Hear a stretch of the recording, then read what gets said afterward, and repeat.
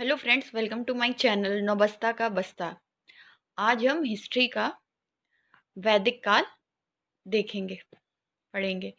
वैदिक काल two parts में है, अर्ली वैदिक एंड लेटर वैदिक।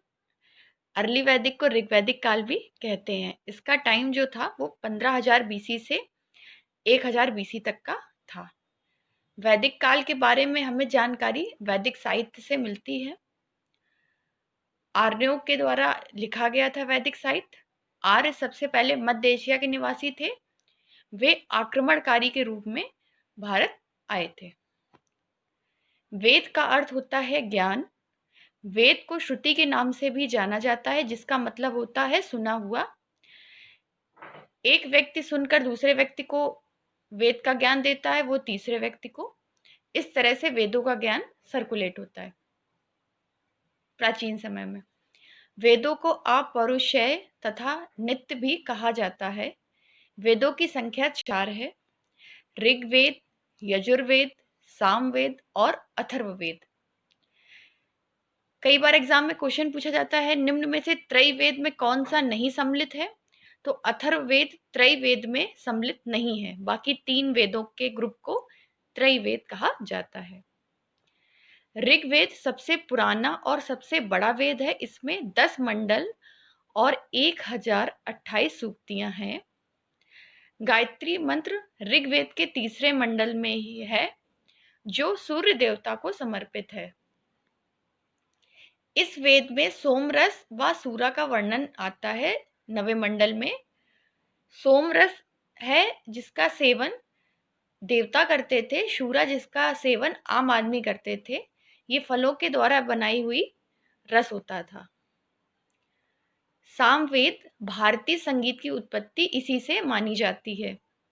इसी में सारेगामापा का वर्णन है। यजुर्वेद, इसमें यज्ञ कर्मकांड के बारे में बताया गया है। राज्य सूर्य व वाजपेय यज्ञ का उल्लेख पहली बार इसी वेद में हुआ है। अथर्ववेद, यह सबसे बाद में लिखा गया वेद है। इसमें जादू टोने, तंत्र मंत्र के बारे में वर्णन किया गया है। वेदों को आसानी से समझने के लिए ब्राह्मण को लिखा गया है।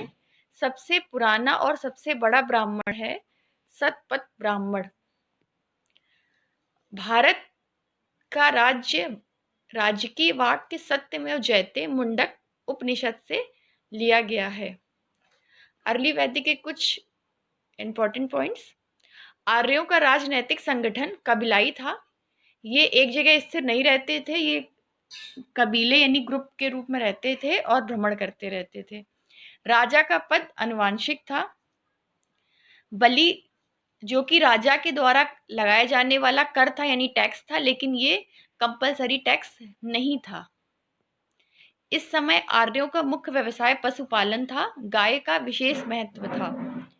कुछ शब्दों के अर्थ कई बार एग्जाम में पूछे जाते हैं, जैसे गोमत मतलब धनी व्यक्ति, जिसके पास जितनी ज्यादा अधिक गाय होंगी वह उतना ही धनी व्यक्ति माना जाता था। गविष्टि, युद्ध के लिए शब्द। गवि युति, दूरी का मात्रक। गोधुली, समय का मात्रक। शाम के समय जब गाय चर के आती थी तो उनके पैरों से धूल उड़ती थी, इसलिए उस समय काल को, शाम के समय को गोधुल बेरा कहते थे। इस समय वस्तु विनिमय प्रणाली प्रचलित थी, यानी कि वस्तुओं का एक्सचेंज किया जाता था। वैदिक काल भारत में आर्य सबसे पहले नॉर्थ वेस्ट में बसे थे, जिसे सप्त सिंधु प्रदेश के नाम से जाना जाता था। बाद में इनका विस्तार गंडक नदी बिहार व दक्षिण में इनका विस्तार नर्मदा नदी तक हुआ।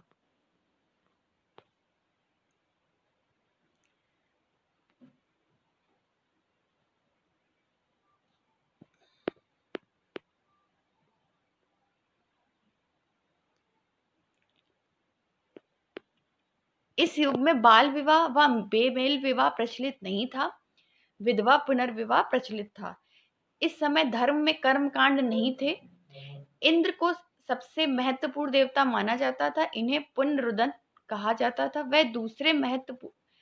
अग्नि दूसरे महत्वपूर्ण देवता थे, जो मनुष्य व देवताओं के मध्यस्थ का काम करते थे। यज्ञ के द्वारा लोग अपनी पूजा आस्था करते थे।